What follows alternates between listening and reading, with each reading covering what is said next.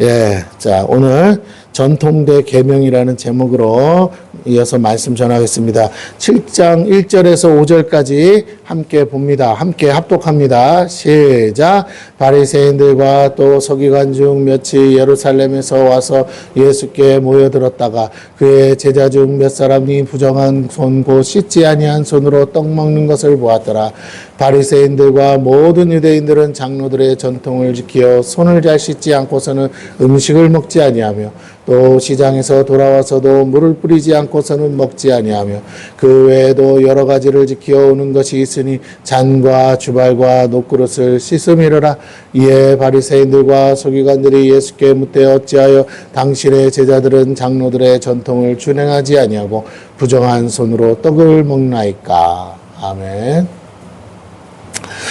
자, 오늘 내용은요, 예수님이 바리새인과 사두개인들에게 말씀하시는 내용인데, 바리새인과 사두개인들이 예수님의 제자들을 향해서 너희들은 어찌하여 전통을 지키지 않느냐라는 거였어요. 어떤 전통인가 봤더니 손을 씻고 하는 정결 예식과 관련된 전통이었습니다. 예, 3절에서 다시 2절에 보면 그의 제자 중 몇 사람이 부정한 손, 곧 씻지 아니한 손으로 라고 돼 있어요. 부정한 손이라는 말을 쉽게 말하면 더러운 손으로 어떻게 밥을 먹냐 이 소리. 손도 안 씻고 어떻게 밥 먹냐, 그렇게 해서 되느냐. 사실 손 안 씻고 밥 먹는 게 하나님이랑 직접적인 관계는 없겠죠. 그죠? 근데 간접적으로는 관계가 있어요. 왜냐하면 이렇게 해서 손을 안 씻고 밥을 먹으면 우리가 위생상 병에 걸릴 수 있고 전염병이 걸릴 수 있어요. 그러면 어떻게 돼요? 이스라엘 백성이 부정해져요. 전염병이 돌면 그러면 하나님 앞에 나아갈 수가 없어요. 그러니까 실제적으로 직접적인 연결고리는 없는데 이게 이제 나중에 문제가 되면 위생상의 문제가 되니까, 그래서 하나님 앞에 예배 드리지 못하고 제사를 못 드리면 죄가 사함받지 못하고, 죄가 사함받지 못하면 뭐예요? 저주를 받잖아요. 그러니까 어쩔 수 없이 철저하게, 이게 이제 랍비들이 묵상을 하는 거예요. 하나님의 율법을 어떻게 하면 더 완벽하게 지킬 수 있을까? 그래서 하나님의 말씀을 어기지 않고 어떻게 하면 철저하게 하나님의 뜻대로 살까를 고민하다가 만들어내는 게 전통이에요. 그러니까 율법에는 없는데 그 율법을 아예 처음부터 확실하게 지키려고 미리 사전 조치로 만든 그 이스라엘 백성들끼리만 지키는 규약이에요. 규약. 손을 씻으면 어떡하고 안 씻으면 어떻게 했어요. 근데 씻어야 된다는 거예요. 그래야 부정하지 않다. 그래야 거룩한 하나님의 백성으로서 올바른 거다. 그래서 그렇지 않으면 어떻게 하냐. 원래는 율법을 지키지 않아야 처벌을 당하는데 전통을 지키지 않아도 마치 뭘 지키지 않은 것처럼 율법을 어긴 것처럼 처벌을 하기 시작했다는 거예요. 자, 그래서 3절에 보니까 다시 봅니다. 바리새인들과 모든 유대인들은 장로들의 전통. 근데 이걸 누가 만들었다고? 장로들이 만들었다는 거예요. 여기서 장로들이라는 건 이스라엘 백성의 이제 지도자들이었죠. 그들이 뭐 제사장도 될 수 있고 수많은 랍비도 될 수 있고 수많은 사람들이 하나님의 말씀을 지키기 위한 전통을 만들었어요. 근데 이 전통은 언제부터 만들어지기 시작했냐 봤더니 이 바벨론 포로로 끌려가면서 하나님의 성전이 없잖아요. 하나님의 성전이 없이 예배를 드려야겠는데, 그래서 만들어낸 게 시나고게, 회당이라는 걸 만들었어요. 그래서 거기서 모여서 이제 제사는 못 드리고 예배를 드렸어요. 하나님의 말씀을 가리키고 배우는 일을 했어요. 우리가 지금 드리는 이것처럼 예배를 드렸는데, 이런 것들이 만들어지면서 이 말씀에 정통한 선생님들이 좀 더 이스라엘 백성들이 포로로 끌려갔음에도 신앙의 전통을 신앙을 고수하게 하려고, 그 포로로 끌려가서 이방 민족 앞에서 신앙을 버릴 수도 있잖아요. 근데 왜 끌려갔어요? 그들이 우상 숭배해서 이방신 섬겨서, 그래서 저주받고 멸망당해서 끌려간 거니까 너희들 회개하고 이제 말씀 철저히 지켜야 돼. 말씀 똑바로 지켜야 돼. 대충 말씀 개떡같이 하다간 또 망하는 거야. 이제는 고향 땅으로 돌아가지도 못해. 그러니까 지금 하나님의 약속은 있어. 그러니 철저히 하나님을 믿고 여기서 우리가 말씀 생활. 그래서 그 시나고게에서는요, 다른 거 안 하고 철저히 말씀만 파는 거예요. 말씀만 보는 거야. 그전엔 그렇게 안 했어요. 와서 소 잡고 양 잡는 거로 다 때웠어. 근데 이제 그 바벨론 포로 땅에 가가지고는 소 잡고 양 잡고를 못 해요. 그 사람들이 허락을 안 해줘. 그리고 노예 종살이 하는 사람이 뭔 돈이 있어 소를 잡고 양을 잡아. 그러니까 뭐예요? 하나님의 말씀. 그때 따라간 사람이 누구예요? 에스라. 학사 에스라가 따라가서 이 율법을 다시 기록하면서 뭐예요? 하나님의 말씀을 철저히 강론하고 가르친 거예요. 네. 그러니까 이 사람들이 이 전통이 하나씩 세워지고 그것을 자기들의 신앙으로 알고 끝까지 이제 버티고 사는 거예요. 자, 일종의 자부심이고 자존심이죠. 그런데 문제는 이게 너무 심해져서 하나님의 뜻과 전혀 다른 각도로 가는 거예요. 영혼들을 하나님과 가깝게 만들어야 될 말씀이 하나님과 멀어지는 불편한 것들이 되었다라는 거예요. 자, 그래서 4절에 보니까 어떻게 해요? 또 시장에서 돌아와서도 내가 나갔다가 일하다가 와서도 볼일 보고 와서도 뭐예요? 반드시 물을 뿌리지 않고는 먹지 아니하며 그 외에도 여러 가지를 지켜오는 것이 있으니 그러니까 한 가지가 있는 게 아니야. 여러 가지가 있어요. 잔과 주발과 녹그릇을 씻습니다. 잔도 주발도 녹그릇도 씻어야 돼요. 아유 당연한 거 아니에요 목사님. 우리도 밥 먹고 설거지 하는데 그거 안 하면 안 되는 거 아니에요? 맞죠. 그런데 문제는 씻을 수도 있고 안 씻을 수도 있잖아요. 씻으면 좋은 거야. 권장해야 될 일이지. 이게 사람을 죽일 일은 아니잖아요. 근데 뭐 할 수 있다고요? 이게 잘못에 걸리면 돌 맞아 죽는 일이 되더라는 거예요. 그러니 얼마나 무서워요. 자, 그래서 뭐라고 5절에 이에 바리새인들과 서기관들이 예수께 물어 어찌하여 당신의 제자들은 장로들의 전통을 준행하지 아니하고 부정한 손으로 또 이게 무슨 말이냐? 아무것도 아닌 것 같은 말인데 아니 뭐 그럴 수 있죠. 왜 안 지키냐고 물어봐도 못 봐요? 물어보는 게 아니에요. 마치 경찰관이 뭐라고요? 지키나 안 지키나 뭐라고? 안 지키는 놈 있으면 뭐 하려고? 잡아가. 만약에 살려주세요. 한 번만 살려주세요. 그러려면 뭘 하면 살려줄까요? 응? 중국에 가서 공안이 날 잡았어. 아우, 제발 제가 몰라서 그랬어요. 한 번만 난 외국인인데 한국 사람인데 몰라서 그랬어요. 한 번만 살려주세요. 그러려면 뭘 하면 살려주겠어요? 그렇지. 이 사람들도 왜 그러고 다니겠어요? 여러분 세상은 다 똑같아요. 아니 뭐 잡아서 감옥에다 쳐놓은들 뭐 할 거야? 밥을 줄 거야? 뭐 할 거야? 그렇죠? 그러니까 그게 목적이 아니고 뭐 한다고요? 자기네들의 그거 권위를 가지고 눈을 씻고 찾으면서 불법을 행하는 사람이 있나 찾는데 근데 이거는 애매모호한 게 많단 말이에요. 씻었다고 해도 그 사람들 눈에 뭐라고 이렇게 해가지고 먼지가 있으면 안 씻은 게 되는 거야. 이런 식으로 하면 사람이 살겠어 못 살겠어? 그렇죠. 예, 이렇게 엄격했다는 거예요. 이스라엘 전역이 그랬다고는 안 해. 저 못 사는 동네는 가봐야, 그쵸? 그 사람들이 아예 갈 생각도 안 해. 어차피 들어온 동네라. 근데 이렇게 이제 예루살렘 근처에서는요, 이 도시 안에서는 철저한 거야. 그러니까 막 이 도시에서 사는 게 너무너무 힘든 거예요. 그렇죠. 그래서 예수님이 뭐라고 말씀하시냐? 이렇게 말을 해요. 6절 이르시되 이사야가 너희 외식하는 자에 대하여 잘 예언하였도다. 그러면 자 어디까지 보냐면 6절에서 12절까지 13절까지 보겠습니다. 제가 읽을게요. 이르시되 이사야가 너희 외식하는 자에 대하여 잘 예언하였도다. 이 사람들을 향하여 외식하는 자래요. 기록하였으되 이 백성이 입술로는 나를 공경하되 마음은 내게서 멀도다. 사람의 계명으로 교훈을 삼아 가르치니 나를 헛되이 경배하는도다 하였느니라. 너희가 하나님의 계명은 버리고 사람의 전통을 지키느니라. 또 이르시되 너희가 너희 전통을 지키려고 하나님의 계명을 잘 저버리는도다. 모세는 내 부모를 공경하라 하고 또 아버지나 어머니를 모욕하는 자는 죽임을 당하리라 하였거늘 너희는 이르되 사람이 아버지에게나 어머니에게나 말하기를 내가 드려 유익하게 할 것이 고르반 곧 하나님께 드림이 되었다 하기만 하면 그만이라 하고 자기 아버지나 어머니에게 다시 아무것도 하여 드리기를 허락하지 아니하여 너희가 전한 전통으로 하나님의 말씀을 폐하며 또 이 같은 일을 많이 행하느니라 하시고 예수님은요 그들의 죄를 지적하셔요. 그들의 외식함을 지적하세요. 그들의 의도를 지적하세요. 그들의 마음의 중심을 지적하세요. 하나님의 말씀을 가지고 가지만 하나님 파리를 내서 자기의 배를 불리려고 지금 하고 있다는 것을 너무나 잘 알고 있는 거예요. 판사가 만약에 이런 식으로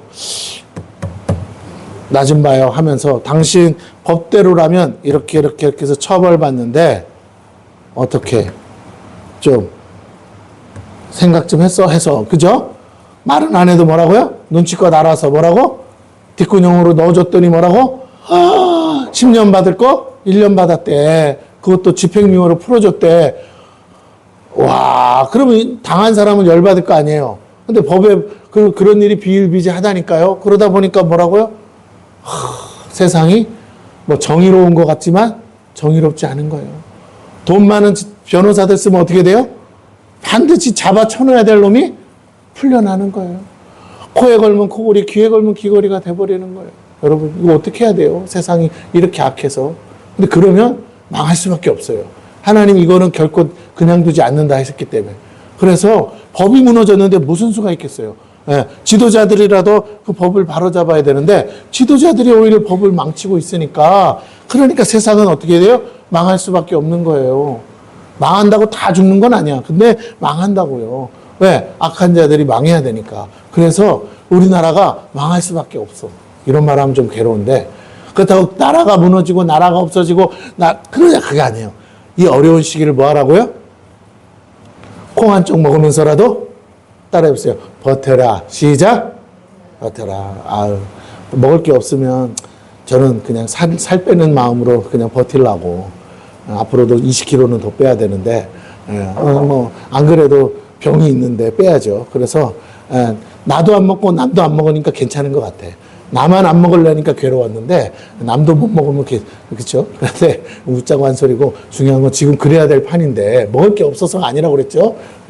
사 먹을 돈이 없는 건데, 그래도 버텨야 돼요. 참아야 돼요. 좋은 날이 와요. 그때까지만 기다리세요. 근데 중요한 건, 이럴 때, 극단적 선택을 하고 이걸 못 참아서 잘못된 길을 가고 이런 게 싫어서 일확천금을 노리고 막 로또를 사재끼고 막 도박을 하고 즉 카지노 갔는데 막 가면 사람 버글버글 하거든. 그런 데로 쫓아다니고 경마장을 가고 여러분 그러지 않게 되기를 축원합니다. 여러분 절대 그러면 안 돼요. 그렇게 해서 성공하지 않아요. 이거는 우리가 무릎 꿇고 기도해야 돼요. 그러면 우리가 그랬죠. 하나님 그랬죠. 우리가 회개하고 무릎 꿇고 기도하면 우리 때문에라도 이 땅을 뭐 하신다고요? 고치신다 약속하셨어요. 고치실 걸 믿으세요. 그 하나님을 믿는다면 우리는 참고 인내해야 됩니다. 그러나 그 가운데서도 여러분에게 놀라운 은혜와 축복을 주시리라고 믿습니다. 자, 그래서 주님은 그들이 저지른 수많은 잘못에 대해 아주 명쾌하게 지적하세요. 겉으로는 의롭고 경건해 보여도 실상은 그들이 얼마나 악한지를 말씀하고 계세요. 그들이 사람의 계명 곧 전통을 지키는 일에는 목숨을 다하여 지키지만 결국 하나님의 계명을 그보다 못하게 여기고 우선순위의 뒤로 미룬다는 겁니다. 자, 제가 좀 알아듣기 쉽게 얘기하면 하나님 전통도 어차피 말씀 잘 지키려고 그런 거 아니에요. 근데 왜 그래요? 잘 들으세요. 원래 하나님의 말씀을 지키면 복을 받아요. 근데 못 지킬 거라는 걸 하나님이 아셔요. 그래서 이제 지키려고 하는 마음은 알지만 잘 지키지 못할 걸 알아서 사람이 원래 악하니까 그래서 뭐 하셨냐? 죄 지은 것을 내가 용서해 줄게 하는 제도도 만드셨어요. 이해가 되십니까? 그게 제사법이라는 거야. 그래서 너가 비록 죄는 지었지만 네가 소 가지고 오고 양 잡고 와가지고 속죄 제물을 드리면 내가 뭐 해준다? 용서해 줄게 하는 거예요. 그래서 제사는 오히려 하나님 앞에 가서 제사 드리는 것을 내가 다시 사는 기회를 얻는 거예요. 그죠? 그렇지 않으면 그 죄인은 감옥에 가야 돼. 그리고 그 죄인은 용서받지 못하니 죄값을 못 물었으니까 그 죄인은 어떻게 해야 되냐면 그 죄값이 물어질 때까지 뭐예요? 이 사회활동을 제대로 할 수가 없는 거예요. 그래서 왜? 당한 사람이 있으니까 원수가 있으니까. 그래서 이 도피성으로 피해. 그럼 도피성에 가서 언제까지 산다고요? 그 대제사장이 뭐 할 때까지? 죽을 때까지 거기 그 안에 갇혀 살아야 돼. 그러니까 죽을 맛이지. 그러니까 원래 율법대로 하면 죄를 지으면 안 되지만 죄를 지어도 살 길을 열어주고 죄를 지어도 용서받을 길이 있어요.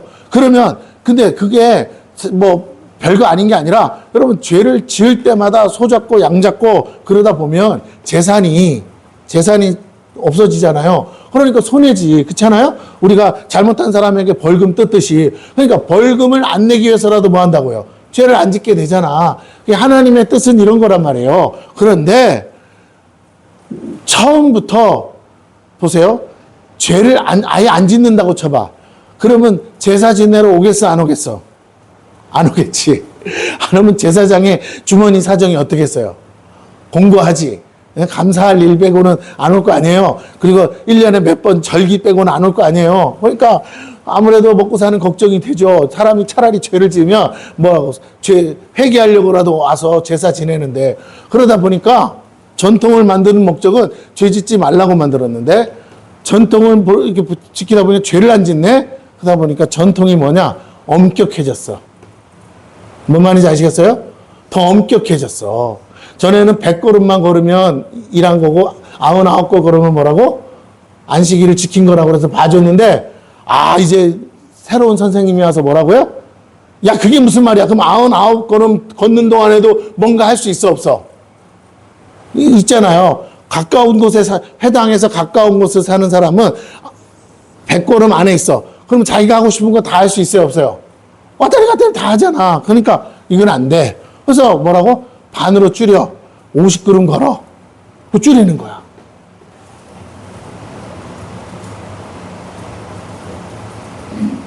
응? 자, 요즘 세상이랑 똑같아.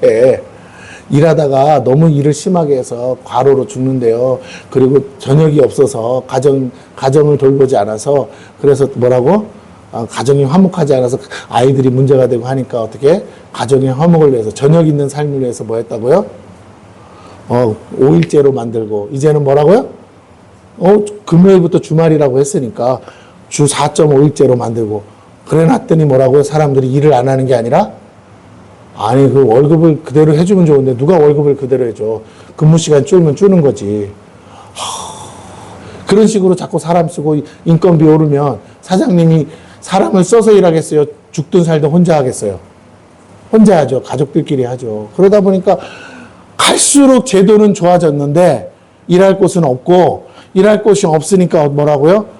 아니, 우리 같은 애들, 대학생들, 그래도 알바라도 하는 데가 있어야지 용돈도 벌고, 그쵸? 대학교 다니고, 그쵸? 공부를 하는데, 이놈의 거는 뭐야? 책 살 돈도 없게 알바할 자리가 뭐라고요? 그것마저 없어지는 거야. 그러니까, 그렇다고 돈도 없는데, 맨날 외식하고 시켜다 먹겠어요? 그럴 수도 없잖아요. 그러니까 점점 갈수록 악순환인 거예요. 좋은 제도 같았는데, 막상 시행을 하고 보니까 뭐라고요? 문제가. 내가 오늘 아침에 유튜브를 보다가 하나를 봤는데, 이 정책이 어디서부터 시작된지 모르겠어요. 근데 하여튼 시작이 돼서 고교 학점제를 했대요. 우리나라에서. 애들을, 고등학생들을 대학생들처럼 교육을 시키자. 지들이 배우고 싶은 과목 골라서 배워서, 그거 대학마다 또 시험 보는 게 과목이 틀려요. 그러니까 거기에 자기가 가고 싶은 대학에 맞춰서 공부하고 하자. 그래서 고교 학점제를 하자 하다가 2025년도부터 시작을 했대요. 그런데 문제는 뭐냐? 거기에 학점제다 보니까 학점 미달이 나올 거야, 안 나올 거야? 나오죠. 그 성적, 검정고시 60점 이하면 안 되잖아. 그죠? 과목당 60점 이상 맞아야 합격 아니에요. 그래야 졸업이잖아. 그게 수료잖아요. 그래야 고등학교 그거 이제 수료증을 주는 거 아니겠어요? 근데 그거 똑같아. 검정고시처럼 학점제라 학점 이하, F학점 나오거나 D학점 나오거나 그럴 수 있잖아요. 그러면 어떻게 된다고? 방학 때 가서 재수강을 듣고 보강을 해야 된대요. 그런데 고등학생들이, 대학생들은 그게 원래 그렇게 돼 있는 거지만, 고등학생들이 그걸 하려니까 그게 성적표에 남는데, 그리고 그게 불이익을 당한대요. 그러다 보니까 애들이 1학년 때 그거 하다가 뭐라고요, 지금? 이게 못 따라가는 애들이 있잖아요. 에? 정말 타고나기를, 얘는 문과생이라 이과가 안 돼서 수학은 뭐라고요? 다른 과목으로 점수 메꾸면 되는데 지금은 그게 아니고 뭐라고? 수학 점수를 못 맞으면 학년이 이 등반이 안 되는 거야. 그러니까 뭐야? 갑자기요, 2달 만에 한 학교에서, 그것도 공부 잘하는 애들이 온다는 특성화 학교인데, 그래, 그 학교에서 한 2달 만에 자퇴생이 25명이나 나왔대요. 그런데 그 학교 선생님이 그러는 거야. 우리 학교만의 문제가 아니고 지금 이 고교 학점제를 한 이후로 전국의 학교가 지금 뭐라고요? 자퇴생이 불가치. 그래서 자퇴생이 나오면 어디로 가? 또 학원 가는 거야. 그래서 뭐해? 또 사교육비 들여서 공부해서 검정고시 따고 또 대학교 가야 되고. 예. 사교육 막자고 시작하는데 뭐라고요? 사교육 붐이 일어나는 거예요. 지금 무슨 말 하는지 제가 알겠죠? 예, 무슨 우리나라의 제도를 폄하하고 따뜻하는 게 아니라 어쨌든 부작용이 있는 거잖아요. 그것처럼 좋은 의도로 시작했을 거예요. 좋은 목표를 가지고 했을 겁니다. 그런데 문제는 현실과 맞지 않아서 이스라엘 백성들이 자꾸만 그 사이사이에서 이 전통을 따라 살다가 정작 지켜야 될 뭐라고요? 법을 어기기 시작했다라는 거예요. 자, 말로는 하나님의 계명을 지키기 위함이라고 하면서 자신들의 죄를 정당하고 하나님의 선하신 뜻을 어기는 결과가 되고 말았어요. 그 대표적인 사례가 뭐냐 봤더니 오늘 예수님이 말씀하신 고르반이라는 제도예요. 전통이에요. 하나님의 계명대로 내 부모를 공경하라. 제5계명인데 공경해야 하는데 부모들에게 들어갈 비용이 하나님께 드리는 비용보다 많다고 생각해서 그냥 이런 거죠. 우리 엄마 아버지 모시려면 돈이 많이 들어. 그런데 그냥 우리 엄마 아버지 드릴 거 하나님 앞에 바쳐. 그리고 우리 엄마 아버지는 그냥 공양하지 마. 그래도 그건 괜찮아. 하나님께 드렸으니까. 라는 전통이 생겼어. 그래서 그걸 악용해서 정작 부모를 공경할 수 있음에도 이런 핑계를 대고 뭐라고요? 이런 제도를 악용해서 부모를 공경하지 않기 시작하더라는 거예요. 그걸 예수님이 지적하신 거예요. 그 당시에 만연에 있는 악한 전통이죠. 자, 그래서 부모에게 할 의무도 하나님을 팔아 대충 넘기려는 수작입니다.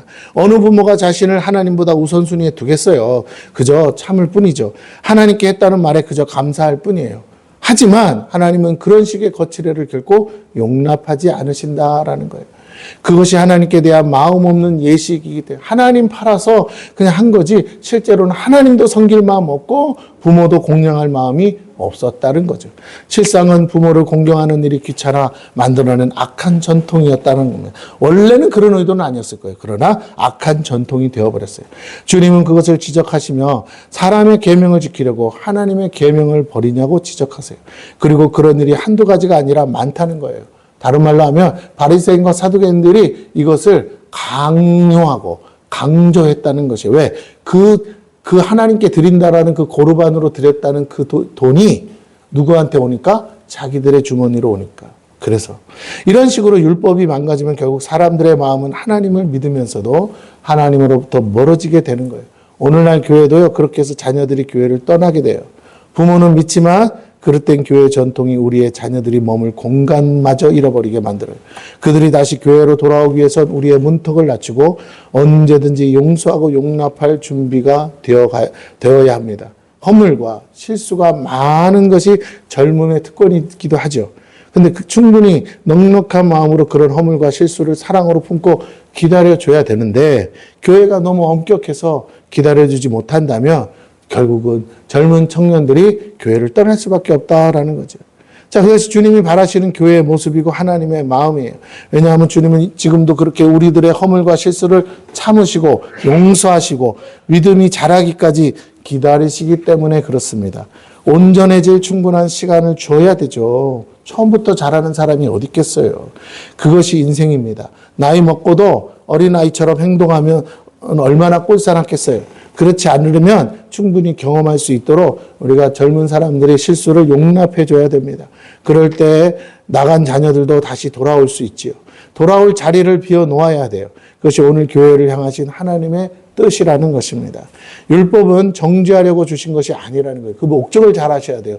죄 지었지? 너 죄진 거 맞지? 넌 죽어야 돼. 이렇게 정죄하려고 주신 게 아니라 우리가 얼마나 연약한 줄 알게 하시고 우리를 용서하시고 겸손케 하시고 하나님의 사랑을 알게 하시게 해주신 게 그럼에도 불구하고 또다시 용서하시고 네가 회개만 하면 내가 얼마든지 용서해 줄게 라는 게 율법이거든요. 근데 율법의 그 사랑이라는 부분을 빼버리고 정죄라는 부분만 강조하면 여러분 그건 안 돼요. 여러분 진짜 정의는 사랑에서 출발해야 돼요. 맞습니까? 여러분 진짜 정의라는 건 그 사람을 정의로운 사람을 만드는 데 목적이 있어요. 그럼 그 사람이 정의로운 사람이 되게 하기 위해서 내가 그 사람을 용납하고 참아주고 인내하고 사랑해야 돼요. 우리나라 국민이 좀 죄 좀 졌다고 갑자기 주민등록증 말소시켜버리고 대한민국에서 추방시켜버리면 누가 국민으로 남아있겠어요? 봐줘야 되는 거 아니에요. 이해가 되십니까? 예. 우리나라 국민이니까 죄 지은 거 뭐 처벌을 하더라도 그렇다고 주민등록증을 말소하지는 않잖아요. 마찬가지예요. 우리가 잘 생각해 봐야 됩니다. 오늘 우리가 하나님의 말씀을 지킨다는 이유만으로 자꾸만 우리 스스로 그것을 핑계 삼아서 자꾸 사람들을 정죄하는데, 그런데 그러면 나는 그만큼 의로우냐? 그렇지 않거든요. 내 안에 사람들이 아직 모르는 들보가 있을 수 있어요. 아직 들통나지 않은 그 들보를 감추고 있을 뿐인데, 여러분 그게 드러나면 나중엔 창피해서 못하죠. 그러므로 우리가 자중해야 돼요. 그리고 우리가 그런 것을 볼 때 디모데후서에 나온 것처럼 뭐라고요? 그 죄에 동참하지는 말되 그 영혼을 위해서 뭐라고? 권면하고 그리고 기도하라 하신 줄로 믿습니다. 하나님의 긍휼이 있어야 돼요. 그리고 그가 돌아오기를 기다려야 돼요. 자, 이제 우리 14절에서 23절을 읽고 마칠게요. 우리 14절부터 다시 봅니다. 무리를 다시 불러 이르시되, 제자들이죠. 너희는 다 내 말을 듣고 깨달으라. 무엇이든지 밖에서 사람에게로 들어가는 것은 능히 사람을 더럽게 하지 못하되. 자, 예수님이 전통과 계명에 대해서 강조하시면서 저들이 외식하면서 하나님의 말씀, 하나님의 계명보다 사람의 전통을 지키기 위해서 하나님의 계명을 버린다라고 지적하셨어요. 그리고 외식한다 그랬어요. 외식하는 사람을 향하여 주님은 독사의 자식이라고도 저주하셨습니다. 그러고 나서 제자들에게 하시는 말씀이 영적인 말씀을 하세요. 굉장히 갑자기 붕 떠서 업그레이드 시켜버려요. 그래서 중간에 이 제자들이 무슨 말인지 못 알아들어요. 근데 잘, 여러분은 알아들으셔야 돼요. 잘, 다시요. 계명과 전통에 대해서 얘기하는 거예요. 그러니까 이거는 누구와 관계된 거라고요? 하나님과 관계된 겁니다. 그리고 이웃과 관계된 거예요. 맞죠? 법은 이웃과 지키는 거니까. 자, 공공의 선을 위해서 법을 지키는 거니까. 첫째는 하나님과의 관계고, 두 번째는 이웃과의 관계인데, 이걸 자꾸만 잘못된 전통을 가지고 외식하니까, 그리고 진짜 지켜야 될 하나님과의 법을 자꾸 지키지 않으니까, 사람 앞에서는 죄가 없어 보이지만 누구 앞에서는 죄가 있다고요?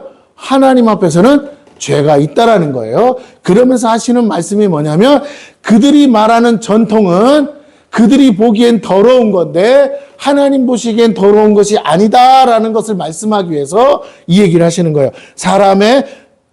무엇이든지 밖에서 사람에게로 들어가는 것은 뭐라고? 능히 사람을 더럽게 하지 못하되.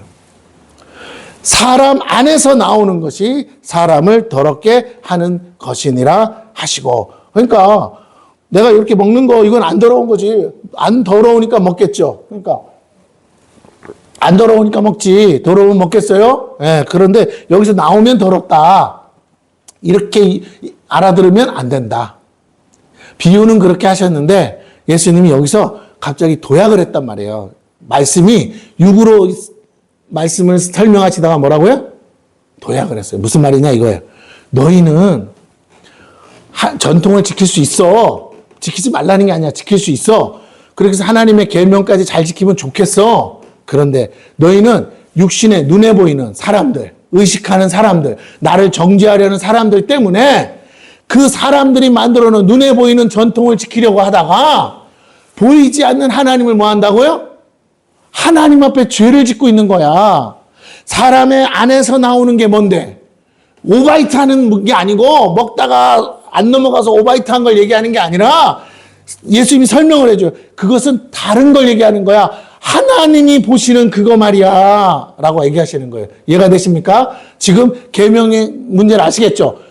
지킨지 안 지킨지는 사람들이 보고 판단한단 말이에요. 그런데 사람들이 지키냐 안 지키냐 그거가 중요한 게 아니라 보이지 않는 누구?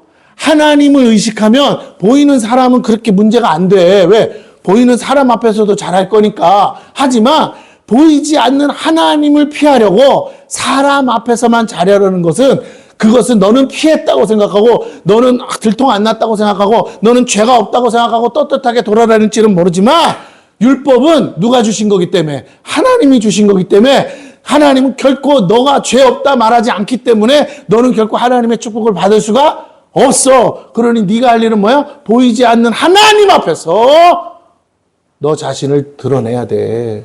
죄 없는 척하고 깨끗한 척하고 사람들 앞에서 그렇게 나와서 있지 말고 하나님 앞에 서란 말이야. 그게 율법을 준 목적이다라는 거예요. 율법을 가지고 정죄하는 건 제사장도 아니에요. 제사장이 할 일은 자기가 자기 입으로 나는 이런 죄를 졌습니다 하고 오는 사람의 제물을 바쳐서 뭐라고? 하나님께 드려서 그 핏부림으로 죄를 대신 사해주는 역할을 하는 거예요. 이해가 되십니까? 죄를 사하시는 분도 하나님이지만 그 의식을 치러주는 역할을 하는 거지, 제사장은 죄를 정죄도 안 하고 죄를 뭐 하지도 않아요? 사할 수도 없는 거예요. 그 사람이 죄를 사함받고 싶어서 나오는 그 제사 드리는 과정에 도움을 하는 거예요. 네. 아하, 그렇다면 오늘 하나님을 만나는 건 제사장 때문에 만나는 게 아니라, 제사장을 통해서도 만나는 게 아니라, 여러분이 만인 제사장이라는 것처럼 여러분의 죄는 여러분 스스로가 제사장이 되어서 여러분을 그 양처럼 각을 떠서 여러분이 어린 양이 예수의 피를 내게 발라서 하나님 앞으로 나아가야 될 줄로 믿습니다. 할렐루야. 하나님의 말씀, 율법을 보는 이유는 내가 하나님 앞에 서야 되겠는데, 하나님의 뜻대로 살고자 서야겠는데, 그래야 복을 받는다는데, 혹여나 내가 하나님 보실 때 뭐가 있으면, 죄가 있으면 죽을 수도 있으니 내가 무슨 죄가 있는가 하고 뭐라고요? 말씀을 상고하여 보라는 거예요. 그런데 죽을 죄가 있는데도 불구하고 주님은 뭐라고 하신다고요? 그러나 안 죽게 해줄게. 뭐 하기만 하면? 네가 회개하면. 그게 죄인 줄 알고 내 앞에 와서 회개하면. 오늘 여러분이 이 앞에 서 있는 것을 저한테 보여주려고 서 있는 게 아니라 하나님 앞에 보이려고 서 있는 줄로 믿습니다. 그러면 여러분은 여러분 자신을 하나님 앞에, 주님, 사람한테는 말 못하는 죄가 있네요. 숨은 죄가 있네요. 감춰진 죄가 있네요. 아직도 해결 못한 죄가 있네요. 주님 용서하여 주시옵소서. 하나님은 오늘도 어린 양의 피로 여러분을 용서하여 주실 줄로 믿습니다. 또 나가서 죄질 수 있냐고요? 있지요. 연약한 거 아세요. 그러나 우리는 그래서 뭐 해야 돼요? 하나님의 도움이 필요해요. 성령의 능력의 도움이 필요해요. 성령님이 도와주셔야만 죄를 이길 수 있는 줄로 믿습니다. 할렐루야. 네, 그래서 오늘 다시 봅니다. 17절. 무리를 떠나 집으로 들어가시니, 이 말을요, 이 짧은 구절을요, 제자들이 못 알아들으니까 제자들이 그 비유를 묻자온데 예수께서 너희도 이렇게 깨달음이 없느냐? 무엇이든지 밖에서 들어가는 것이 능히 사람을 더럽게 하지 못함을 알지 못하느냐? 이는 마음으로 들어가지 아니하고 배로 들어가 뒤로 나감이라.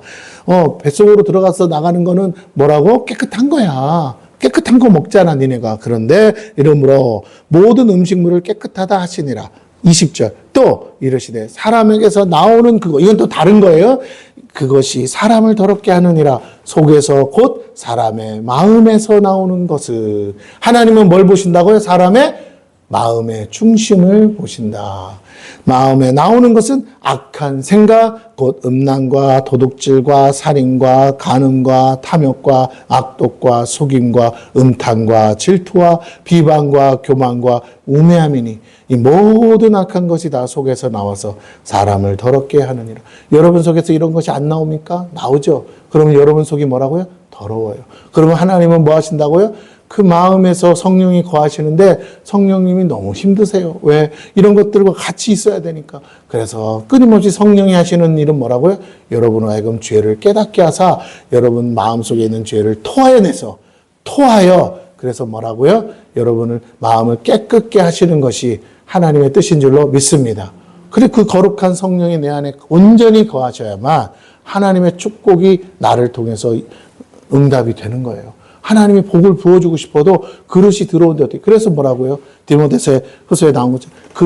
너의 그릇을 깨끗게 하라. 그러면 언제든지 주인이 쓰시기에 합당하다 했습니다. 오늘 이 말씀을 여러분이 귀담아 들으시고, 우리가 해야 될 일은 계명을 완벽하게 지키면 좋겠지만 그럴 수 없어서 주님이 오셨으니 어린 양의 보혈을 의지해서, 그렇다고 그래서 계명도 안 지키고 살아도 된다 이 말이 아니라, 우리가 할 수 있는 한은 계명을 지키면서 하나님 말씀대로 살려고 하되, 혹여나 말씀 보다가 내가 이 죄를 놓치고 살았네, 내가 이걸 지키지 못하고 살았네 할 때는 빨리 회개하고 하나님 앞에 돌아와서 예수 어린 양의 보혈로 여러분 자신을 씻어서, 중요한 건 이거예요. 씻어서 하나님이 여러분을 쓰실 수 있도록, 하나님이 여러분을 복 주실 수 있도록, 하나님이 여러분을 축복하시는데 아무런 장애물이 없도록 여러분 자신을 준비하시기를 축원합니다. 할렐루야. 기회는 흔하지 않아요. 근데 그 기회에 준비된 사람만 쓰임 받는 거랑 똑같아요. 주님의 말씀의 핵심이 무엇입니까? 사람은 결코 스스로의 힘으로 의롭게 될 수 없어요.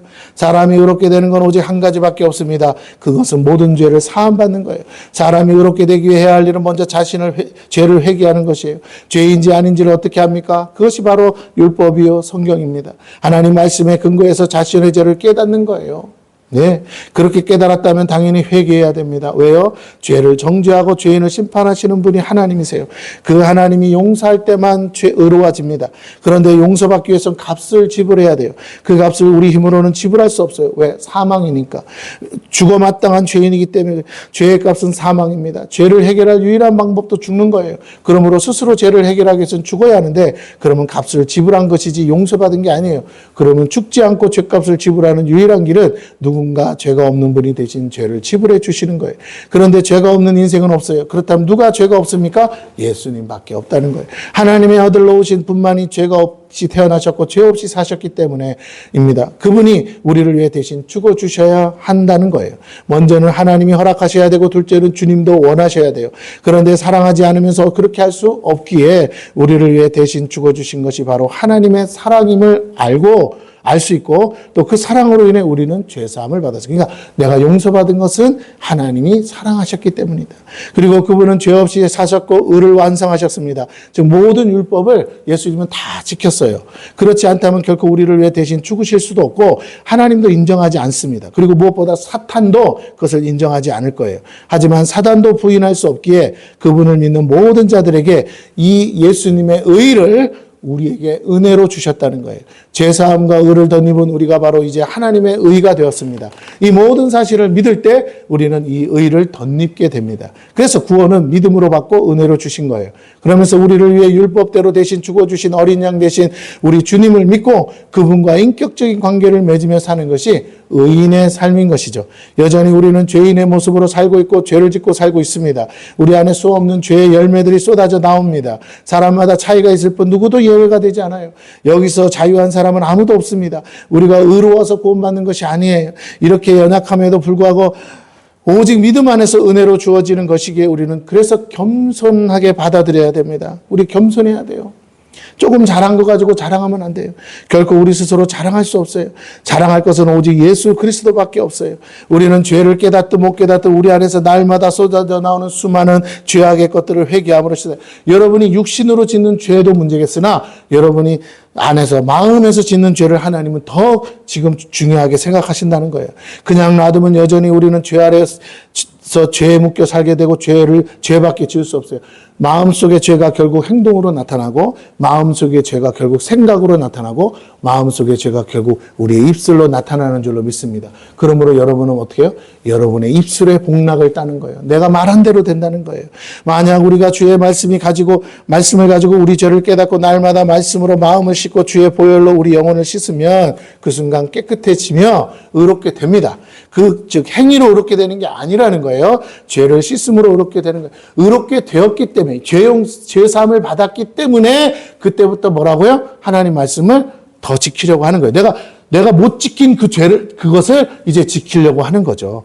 이것을 성경은 물과 성령으로 씻는다고 합니다. 바리새인들이 말하는 정결 예식은 이것을 의미하는 것이지 실제로 그렇게 해서 우리 영혼이 깨끗해지는 것은 아니죠. 물 뒤집어 쓴다고 깨끗해지는 건 아니죠. 그럼 뭘 깨끗이 하는 거라고요? 뭘 깨끗이 하는 거라고요?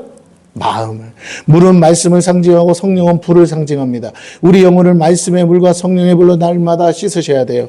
말씀으로 죄를 깨닫고 회개하고 성령으로 새롭게 변화를 받아 성령을 따라 사는 것이죠. 그래서 성령의 충만을 받으라 하신 거예요. 성령의 인도하심을 받기 위해 성령께 집중하면 나도 모르게 성령의 감동이 오고 성령의 인도하심을 받아 살면 마치 술에 취한 사람처럼 성령에 이끌려 살면 그것이 마치 제정신이 아닌 것 같은데 결국 그게 거룩한 삶이고 의로운 삶이 되더라 이거예요. 왜? 성령은 결코 죄짓게 안 하시니까. 그런데 내가 내 마음으로 내 생각으로 내 정신으로 살려다 보니까 뭐라고요? 착한 일도 하지만 악한 일도 하더라는 거예요. 그래서 여러분 할 수만 있는 대로 뭐라고요? 성령의 세술에 취해서 성령에 이끌려 사시기를 축원합니다. 그러면 율법을 다 외우고 다니지 않아도 성령이 내 안에서 감동 주시는 대로 하면 그것은 하나님 보시기에 뭐라다고요? 선한 것이다. 왜? 내가 스스로 하고 싶어서 한 게 아니라 성령이 하라 해서 한 거니까 선한 게 돼요. 성령이 아니고선 결국 우리가 가진 것, 우리 안에 있는 것으로는 스스로 의롭게 될 수 없어요. 의로운 행동을 했다고 의로운 것이 아닙니다. 도둑놈이 가다가 길에 자빠진 사람 일으켜줬다고 그게 그 도둑놈이 의로운 자가 되는 건 아니잖아요. 그 행동은 의로울지라도. 맞아요? 도둑놈은 여전히 뭐예요? 지금 도둑질한 채로 가는 거잖아요. 도둑놈이에요. 잡아야죠. 완전히 의로우신 하나님이 하시는 것만이 의로워요. 성령을 따라 살 때 그것이 의가 됩니다. 성령을 따라 사는 유일한 길은 나를 날마다 죽이고 부인하고 오직 예수를 본받아 사는 거예요. 그러니까 예수의 의를 잘 들으세요. 내가 하나님 보실 때 의가 뭐냐 보면 예수의 의를 내가 덧입는 거예요. 맞습니까? 그러면 예수의 의를 덧입는 유일한 방법은 내가 뭐라고요? 죄인이라는 걸 시인하고 고백하는 거예요. 내가 죄인인지를 어떻게 한다고? 막연하게 나는 잘못해서 이게 아니고 내가 죄인이 어떻게 한다고요? 말씀을 보고 내가 무슨 죄를 졌는지를 알아서 그것을 깨닫고 회개하면 하나님이 예수의 보혈로 용서해 주시고 그 예수 그리스도의 의를 나에게 뭐 하신다고요? 덧입혀 주신다. 할렐루야. 이게 하나님 보실 때 유일한 의야. 행동은 둘째치고 오늘 죽어도 이 의를 덧입으면 뭐라고? 천국 가는 거예요. 아무런 착한 일 한 게 없어도. 무슨 말인지 아시겠죠? 그러나 왜?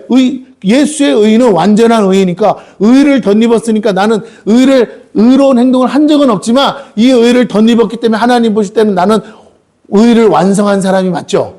율법을 다 지킨 거나 마찬가지가 되는 거야. 예수님 걸 내가 은혜로 얻었기에. 그러니까 하나님 보실 때는 죄가 안 보여요. 그런데 문제는 뭐예요?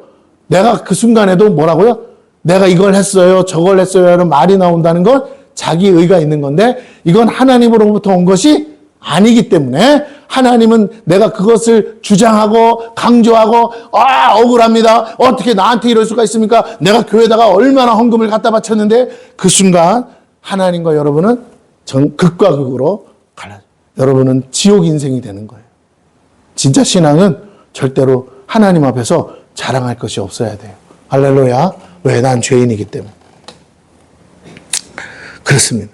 예수님이라면 어떻게 하실지를 우리는 어떻게 해요? 그래서 깨닫고 사는 거예요. 매일 묻는 거야. 예수님이라면 어떻게 하실까? 지금 예수님이라면 지금 이 시간에 뭐 하실까? 예수님이라면 지금 저 사람한테 내가 어떻게 하기를 원하실까? 늘 예수님이라면 어떻게 하실지를 마음속에 그게 성령 충만한 거예요. 부지런히 말씀을 통해 깨닫고 또한 성령의 인침을 통해 깨닫는 거. 만약에 예수님이 여기 서 있다면 여기서 저 사람을 만나고 있다면 도대체 예수님은 무슨 말을 하고 어떻게 행동할지를 여러분이 상상을 해보세요. 여러분이 믿는 예수님을 한번 상상해 보세요. 그러면 성령이 여러분에게 감동 감화하사 적어도 예수님이 어떻게 하셨을 거라는 감동을 주실 줄로 믿습니다. 그러면 그렇게 하면 돼. 그게 영을 따라 사는 거예요. 영을 따라 사는 삶은 결코 기록된 말씀 밖으로 나가지도 않아요. 왜냐하면 말씀을 기록하신 분이 성령이시기 때문에.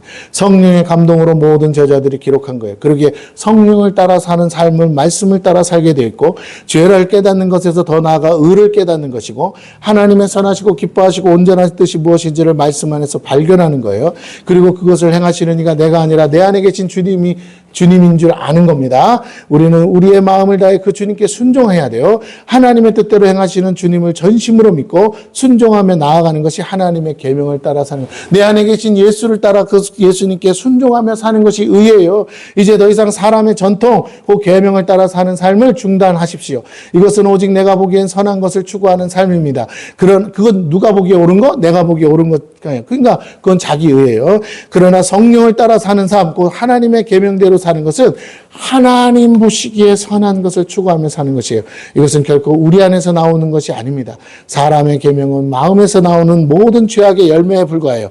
그것을 날마다 비우고 씻을 때 우리가 온전해지고 우리가 하나님의 것으로 우리 안에 채울 때만 우리가 의로워지는 줄 믿으시기를 바랍니다. 그래서 우리가 여러분이 부지런히 기도해서 씻어내시고 부지런히 말씀 와서 채우시고 비우고 채우고 비우고 채우는 일을 하는 거예요. 불교는 비우기만 하래요.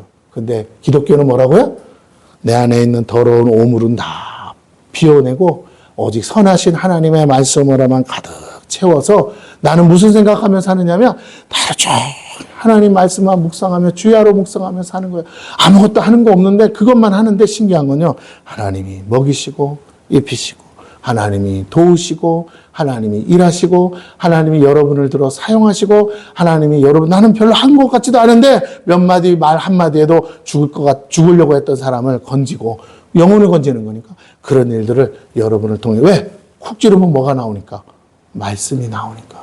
지금 묵상하고 있으니까, 지금도 하나님을 생각하고 있으니까, 지금도 예수님이라면 어떡할 거를 고민하고 있으니까, 지금도 끊임없이 아침부터 저녁까지 하나님만 생각하고 예수님만 생각하고 성령님만 바라보고 있으니까, 지금도 하나님 말씀 죄는 악인의 길을 쫓지 않고 뭐 하면서 그 말씀을 묵상하고 있으니까 하루 종일 묵상하고 있으니까 뭐라고요? 쿡 찌르면 뭐가 나와요? 말씀이 나와. 말씀이 나오니까 뭐라고요? 좀 들어봐. 내가 이 말씀에 은혜 받았어. 그러니까 나는 나 혼자 받은 은혜인 줄 알았는데 하나님이 기가 막히게 뭐라고요? 그 사람 살리기 위해서 오늘 내게 주신 말씀이었어. 그 사람이 듣다가 뭐라고? 박수를 치면서 뭐라고요? 할렐루야. 오늘 나 하나님 만났습니다. 오늘 내가 형제님, 성도님 만난 것은 하나님이 보내주신 거네요. 나 이제 살겠습니다. 나 이제 알았습니다. 나 깨달았어요. 나 이제 어떻게 하면 되는지 알았어요. 내가 다시 믿음으로 일어서겠습니다. 여러분, 하나님이 하셔요. 여러분에게 진주 보석이 있는데 하나님이 정말 명약, 구약과 신약의 말씀이 있는데 그거 먹기만 하면 살 사람들 주변에 있는데 왜 하나님이 여러분 안 쓰겠습니까? 문제는 내가 비우다 못해 뭐예요? 말씀을 다 비우고 사니까. 내 생각으로만 가득히 채. 오늘은 뭘 어떻게 사나. 걱정 근심으로 채우고 염려로 채우고. 그러니까 뭐라고요? 하나님이 쓰고 싶어도 못 써요. 왜? 뭐 하나님 보실 때 써먹을 만한 게 내 속에 없는 거예요. 여러분 너무 바쁘고 분주해서 정신없이 살다가 하나님 놓치지 마시고 인간적으로 열심히 일하면 일한 만큼은 오겠죠. 근데 그것도 오래 못 가요. 여러분 나이 먹으면 다 놔야 됩니다. 이제 조만간에 여러분도 다 놔야 돼요. 그런데 몸이 약해도 나이 먹어도 여러분 내가 하나님을 묵상하고 있고 하나님 말씀으로 살면 내가 일하기 싫어도 하나님이 나를 들어 사용해서 할렐루야 여러분을 통해서 영혼들을 살리고 영혼을 구원하게 될 줄로 믿습니다. 그럼요. 여러분 뭐 컨설트 하는 사람은 몇 마디 말 안 해주는데 돈 몇십억, 몇백만 원, 몇천만 원 받잖아요. 한두 시간 만에. 오늘 저와 여러분이 그렇게 하나님 나라의 사람이 되어서 정말 이 세상에서도 정말 부가가치가 높은 정말 하나님의 진리를 알아서 영혼들을 살리고 구원할 수 있는 하나님의 축복의 통로들이 다 되시기를 축원합니다.